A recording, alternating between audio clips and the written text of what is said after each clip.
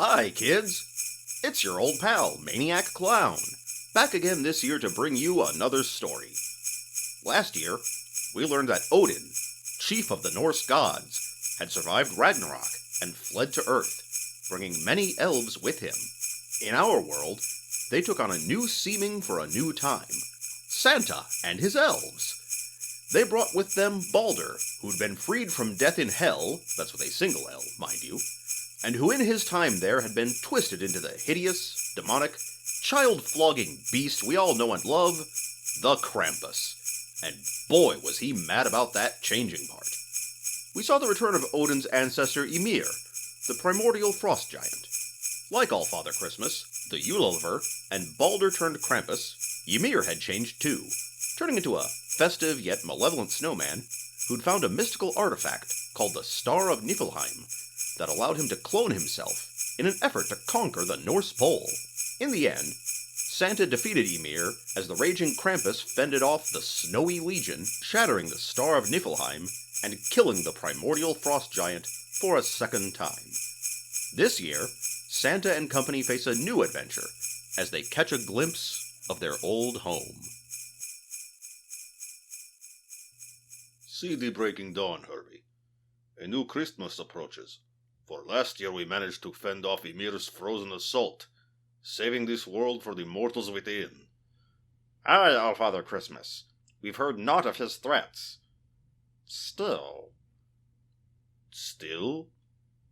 Herbie, of what do you speak? Forgive me if I should have spoken sooner, but I did not wish to say anything until we were more certain. Out with it, Herbie. If you've news, I would know of it. Of course, my lord. As you know, your great snowy owls Holly and Jolly circle the world every day to bring you news of the children, but they watch only Midgard. Aye, you've the right of it. And the Watch Elves keep an eye on the remainder of the 9 worlds for signs of activity stirring anew among them. Indeed. I wish to report that we've observed what seem to be signs of activity back in Nidavellir, next to our old home of Alfheim. Ah, splendid! The dwarf smiths of old have awoken?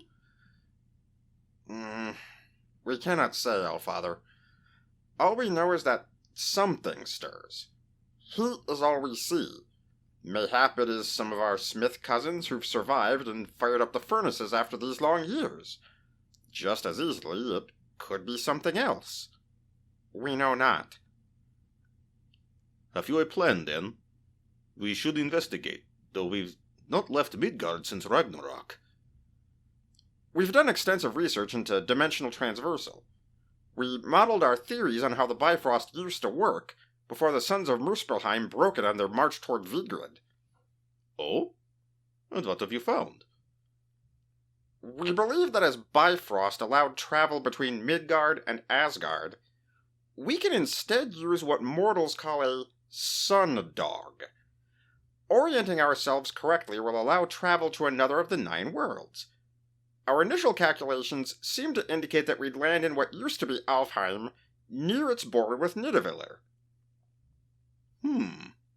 Yes, come to think of it, of all places that could have survived Ragnarok, Nidavellir would have been most likely, being for the most part underground. If you wish to go, we must go at once, ere the proper time for the Sundog to appear passes. I've instructed the elves to prepare your sleigh with the appropriate travel runes. Aye then, Herbie. Let us hie to the hangar that we may see if the old world has renewed, as we'd hoped it may. Sven, are the reindeer all hitched? Especially Rudolph. Aye, Santa.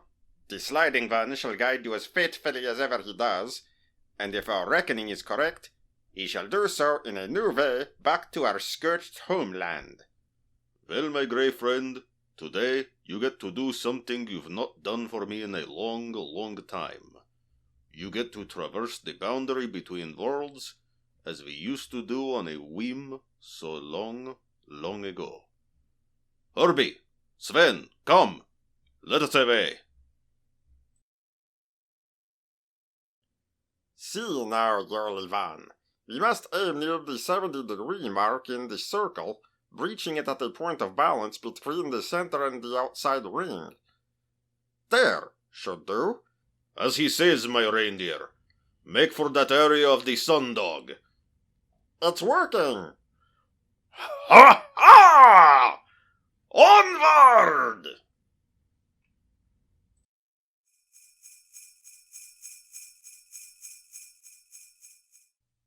We've arrived! Ah.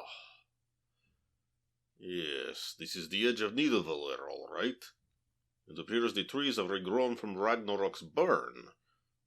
Perhaps it was not as complete as my time on Yggdrasil made it seem that it would be. This news is welcome, but does give me pause. If the 9 worlds were not truly destroyed, then what else has survived? God of Cargoes, look! Smoke! The furnaces. They are lit. But who lit them? I fear we shall find out soon. As do I.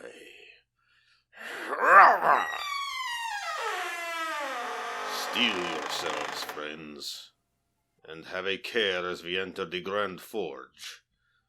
Remain here and watch yourselves, my reindeer, and be ready to hie us home should we encounter danger.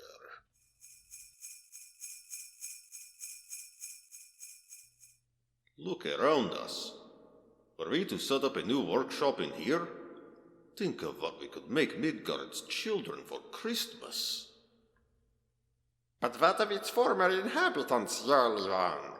Certainly, if they survived, they'd prefer to keep their home. Aye, of course we'd not displace them. To have survived Ragnarok deserves at least that respect. What I mean to say is that these tools are magnificent, and would work wonders even in the hands of non-dwarves. You elves could redefine Christmas for mortal children with as much effort as a few determined brats. This is true. I've never seen their like before. Merely looking at one overwhelms my imagination to think what I could do with it. Our Father Christmas, is the Grand Forge warmer than one might think it should be? For but a single furnace somewhere deeper within to be lit? Aye. You've the right of it, Herbie. Definitely warmer. It is a strange, unnatural heat. I know this heat. No.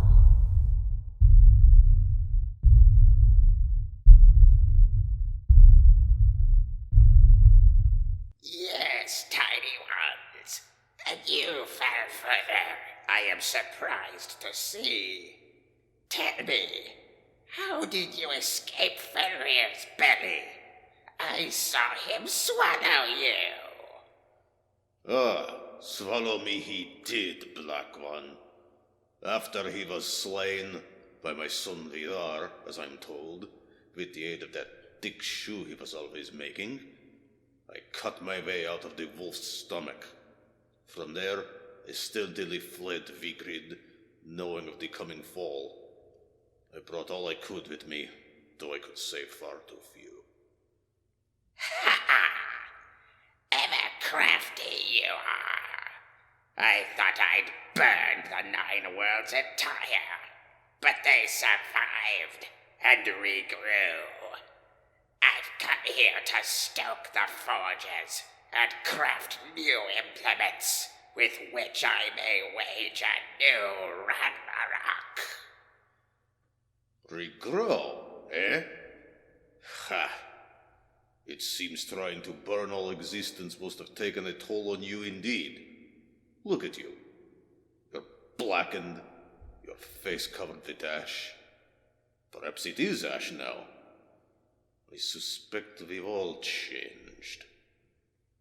I suppose we have. You're rather fatter than you used to be. Ho ho ho ho! I've learned to take more cheer in life than I used to as well. I suppose Midgard has been good for me. Midgard? It survives, does it? It seems I held back some of my flames on what should have been the last day, just as your wife did when she gathered her promises from the things of the world and let your son die. Wait. You speak of the mortals. That's where you've been hiding. Blast! It seems that even I am given to a slip of the tongue every few centuries. This means you found a way to traverse the barrier between the realms of gods and mortals. I should thank you, then, for showing me that I may yet burn what I missed. And how will you get there, giant? You got here.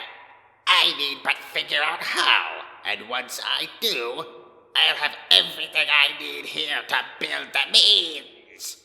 After all, if I can forge a sword with the capability to burn our creation with only what I had on hand in Muspelheim, think of what I could do here.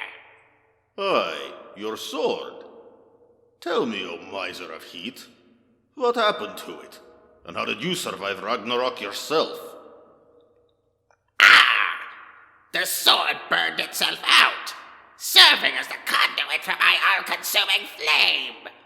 Perhaps Midgard did not burn because the blade was insufficiently strong to reach. That would make sense, I think, for there is still creation and not void, though it did slide into Eagle's realm. That rapid cooling must have shattered it, which is likely what saved me from having my life force used for the fuel of unmaking. For what felt like centuries, I wandered that same sea, looking for a way out. When my flame was just shy of spent, I spotted and made land in nearby Alfheim. It must have been an age indeed, for I espied new growth aplenty. I consumed the first trees I saw to stoke my embers, that I may dry myself.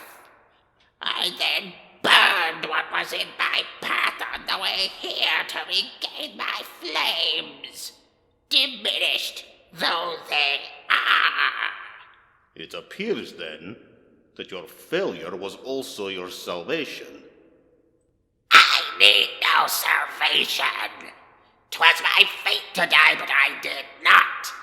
It is still, as it is in the nature of fire to burn and consume itself. Where there is life, there is heat, and where there is heat, there is me. So long as there is a universe, there shall I be to burn it until the last embers of the last star die. Pah! I am quite fond of stars these days. Keep your hand from them. Oh? Tell me, All Father Christmas, as I heard the elves call thee, how might you keep me from them? In fact, more importantly, I think, is the question of what this Christmas thing that has taken your focus and even your identity is. You wish to know of Christmas? Very well. A sect of mortals celebrate the birth of their god's son, or their god taking a mortal incarnation, depending on the particular tradition, and it is to be a time of peace and goodwill. It has grown beyond that, though, so that the spirit exists in more than just those mortals. It has become a season of joy and peace that fills the hearts of the children of Midgard, young and grown alike, even keeping some of our winter solstice customs of old. They gather and they give gifts, which I do, to the little boys and girls, as well as those who've chosen to be called something else entirely, all through the world on the eve of the celebrated day itself, as the stars of the heavens shine down upon me. Ah, then truly Flower Eater still exists. At least he does for now. And he shall continue. Sven, what are you doing? Hie thee back to the sleigh, Santa, and flee from here. Gather the Yule-over and return. We must be assured of victory against a foe such as this. Sven, this is madness. 'Tis not madness to know the strength of an enemy and be honest with oneself. Now go! Oh, go they shall, to Hela's realm, whatever be there now. Sven! I flee. Put your tail between your legs and cower. Hide from the inevitability of your consumption. Santa, we must away. Let his sacrifice not be in vain. Aye, to the sleigh. Damn me for forgetting my spear. Oh, I almost forgot. I've a parting gift for you, Lord of Hlivskjalf. Even my hair burns with the fury of creation's dying. This is a new trick I've discovered since I returned to land. Oh! Jolly one! Keep going. The ceiling is too low for him to pursue us. Worry not. I'll make this sleigh.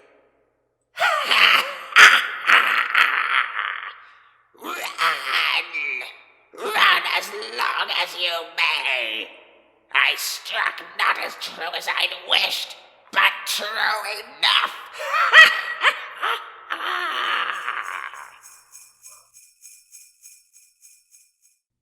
Santa, you must sit upon your sleigh. We must remove Surtur's grim spear from you. I will do it.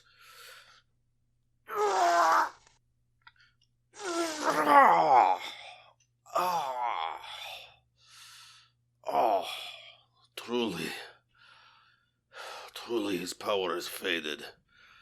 His strength may be great indeed, but his flame is only just hot enough to harm flesh, it seems. Can you fly? You know well 'tis the reindeer who do that. I but guide them. Ho! Rudolph! Guide your fellows back home. Oh. Our Father Christmas? What will we do? We cannot allow the fire giant to remain in Nidavellir. With the trolls there, he'll have the means to finish what he began on the day of Ragnarok. Oh, I'll not lie, Herbie. I must rest, or I'll not be well enough to deliver gifts to the children on Christmas. You must assemble the Alpha thing and formulate a strategy. Before that, though, you'll need to drive this sleigh. Reindeer, obey Herbie as you would me. I needs must sleep on the way home.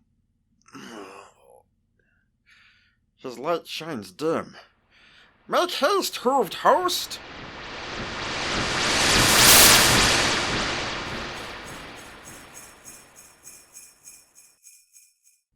Harold! Send the medical team at once! The Yule-father is injured! The Elfingir Heimdalls have seen the sleigh during its approach. We knew the situation must be grave indeed, for he's not looked like this since the day we came to Midgard. The healers are already on their way. Hail to the Watchers! Put out the call, then, to the members of the Alpha thing. We must assemble. As injured as Santa is, I'd assumed so. We shall meet in 10 minutes. Where is Sven?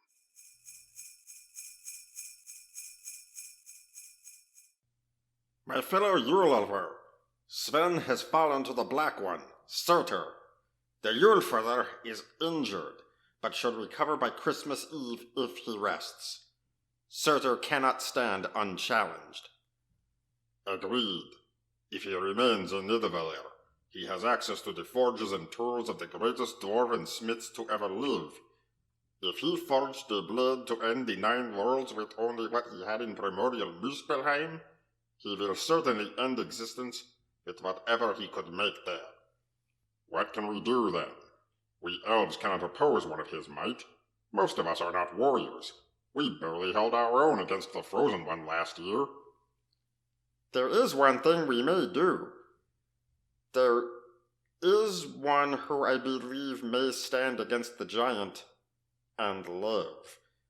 You speak of his son. He who died and in the death rattle of Yggdrasil came to live again, transformed though he was from his time in hell. 'Tis madness.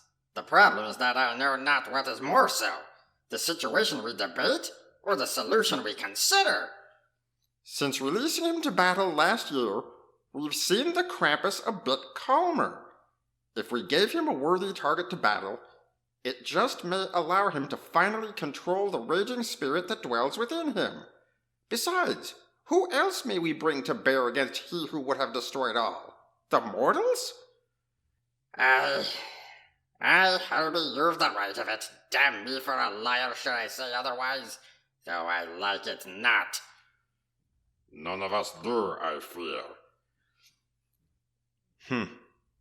Right then. It is decided.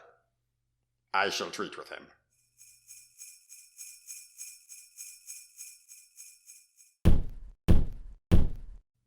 Krampus, 'tis Herbie. What want you with me, elf? I've ill news, Furious One. Huh? News? Since when do you keep me abreast of happenings? Your father has been wounded. The bringer of Ragnarok, Surtur, survived it as we did. When we found him in Nidavellir, he threw a spear made from one of his burning hairs. Survival? Speak for yourself about survival. Ragnarok resurrected me from Hellas' realm. I live because of it, not in spite of it. Still, how fares the twinkling eye? He must rest that he may venture forth on Christmas Eve, but we believe he shall heal from his injuries. The fire giant sought to destroy all. He could not have known that any would survive, even himself, let alone return from the dead. Now he too has returned. Elf, can you take me to Nidavellir? That is why I have come. If the reindeer will obey me, then I believe I may. For your part, I am thankful that last year's battle has cooled your rage that we need not keep you confined constantly. Cold? Nay. Given me release? Aye, it did do that. I can control my rage now, though barely. While you needn't keep my chamber's door barred, it's still for the best I remain in it. My time dead made me what you see. Whether 'tis valid or not, I blame the Shatterer of Bifrost for bearing some responsibility for my time in the Joyless Realm, indirect though it may have been. Between that and having the temerity to attack my father, the blazing darkness must answer for what he's done. I would see my father.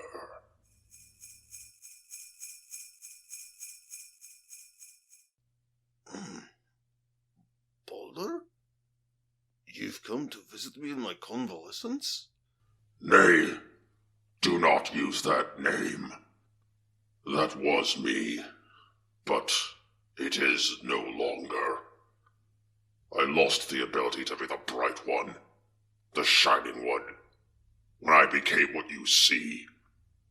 Only my ignored aspect of the battle god, following in your footsteps, remained after that light leached from me in Hela's drab realm. However you see yourself, you've come, and I'm glad of it. I assume you've left your chamber because Herbie has asked you to fight Surtur in light of my injury. Aye. Your father you may be, but my father are you also, and I'll not stand for the affront. As you fled Asgard during the end of all things, you saw as I left Hell what I'd become, and brought me with you.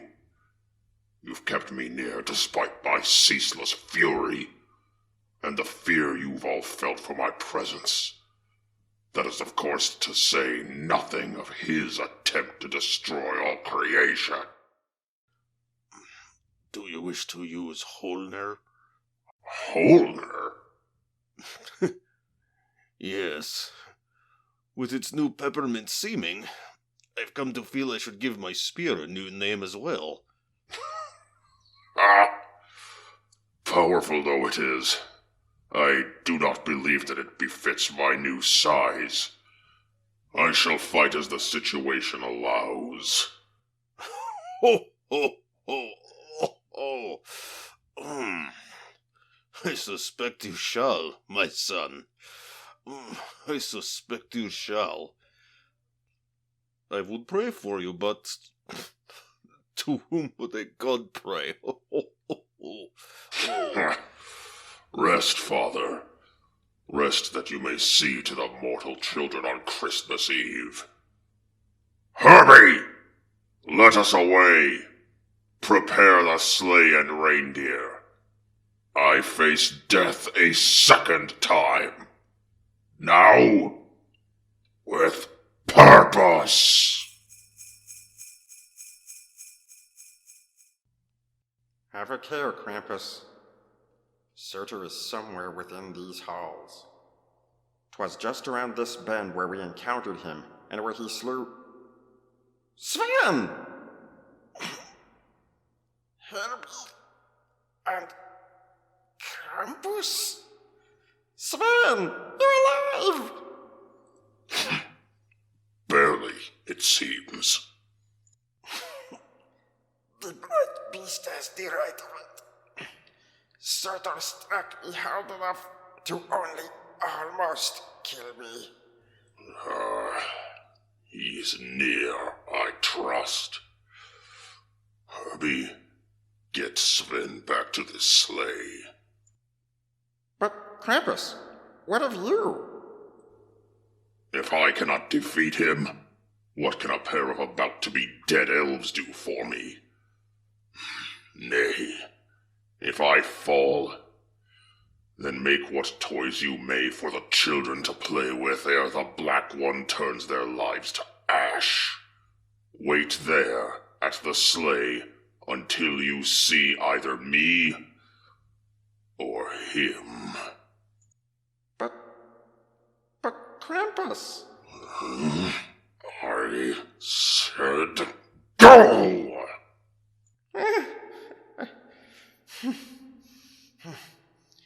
I, my brutal prince. Come, Sven. Let me help you. Go with care, but swiftly. Now then, Surtur! Where have you gone, you burning wretch? Show yourself if you've any pride therein.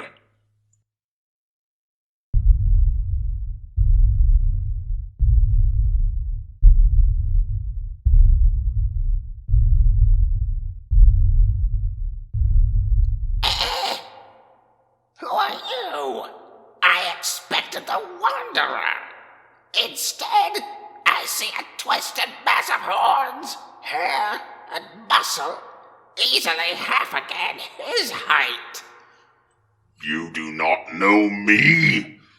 No, I suppose not.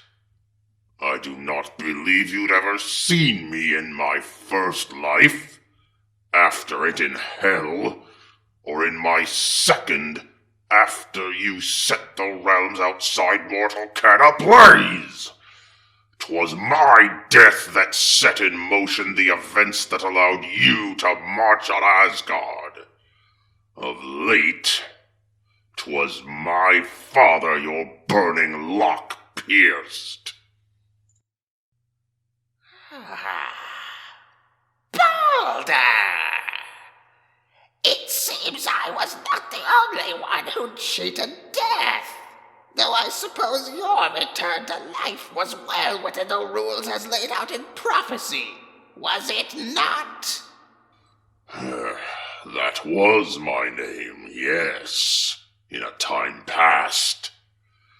In another age, men revered me as Balder the Bright, Balder the Brave, Balder the Shining. But do you know what else I was? Do tell. Above all other things, the men who pray to me and my fellows glorified combat. Bravery speaks for itself, but the brightness, the shine, that was the glory of not merely a warrior, but a god of warriors. My father was a battle god, to be sure, but I was his better. Most of the men who acknowledged it did not write of it. That was not their nature. Before my brother was tricked into slaying me, I was the god of not only war, but its glory. In time, the only memory men had of me was of the bravery and light. Only the glory remained. My battle aspect was the only one that remained with me in the dark world. Great it was, changing my appearance, changing even my dead heart.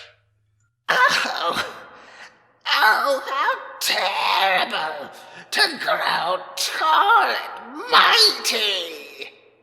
Fie! All that remained both inside and outside me was a burning, raging spirit. The seeming of my renewed body matches my spirit, though now with power to fulfill it. Yet that spirit contains no contentment. There is no glory in monstrosity. I became what you see now because of what fate wove around your designs. All that I have within is an ever-present desire for vengeance because of you. A burning, you might say? Oh, come now. It is within the nature of things to burn. In time, this entire world shall be enveloped within its own sun. Existence consumes itself. I am the fire of life. Until the last star is extinguished, I shall remain. You should thank me for what you now have.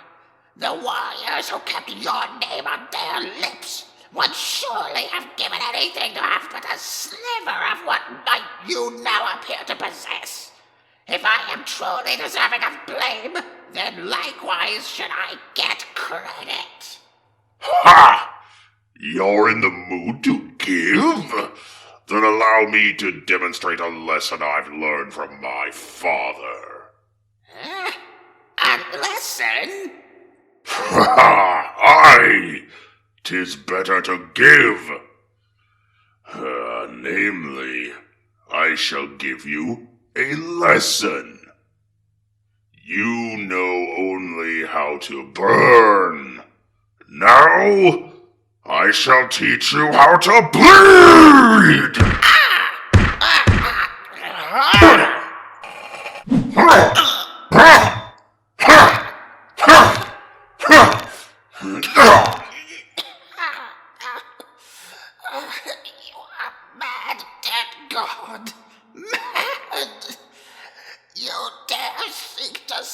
one of the forces of the universe present at its birth.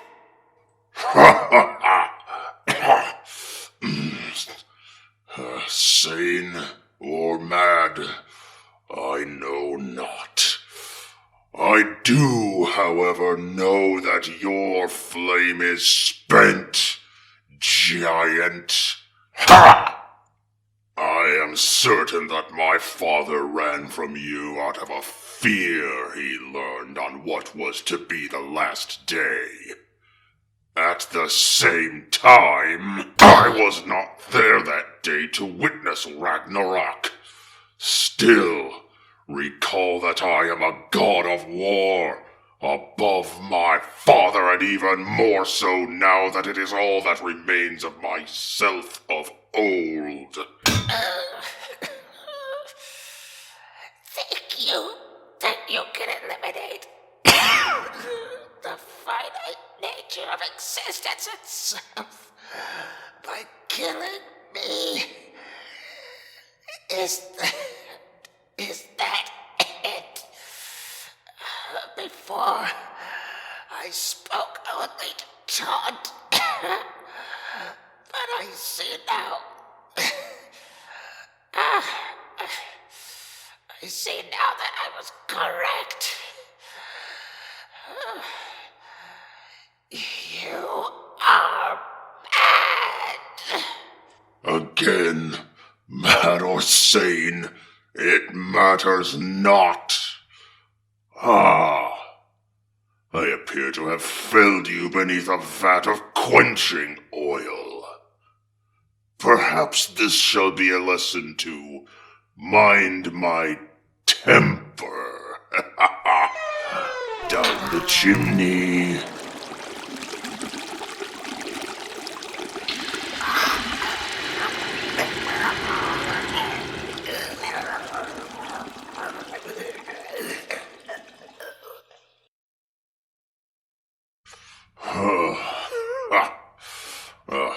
I'd best drag this outside. I wouldn't want to clutter the place with ashes. Now, where can I find a chain? Perhaps over there. These dwarf statues embedded in the walls are flawless. I believe I even knew that one. That one too. Curious. Now where's... Here we are. I suppose the crows will have a nice meal of self-roasted meat today. Now to get back to the elves. My father will be needing his steed and sleigh for the mortals. Perhaps I might come with him this year. Yes, perhaps.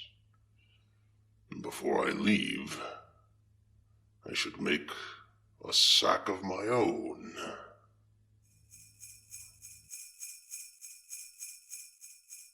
The pain, it is gone.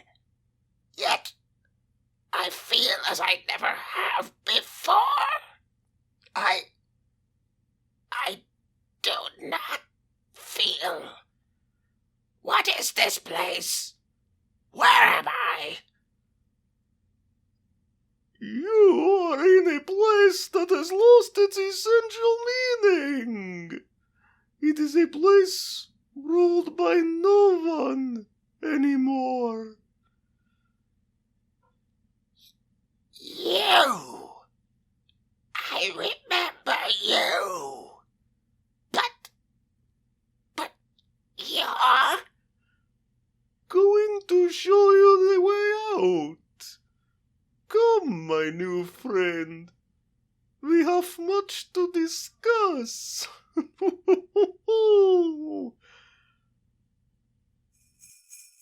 Wow, kids. Wasn't that a fun story? I sure thought so. Thanks for listening. Until next year, Merry Christmas from the Viking gods, as well as other figures of folklore, popular culture, and commercialized schmaltz. Gott Jul!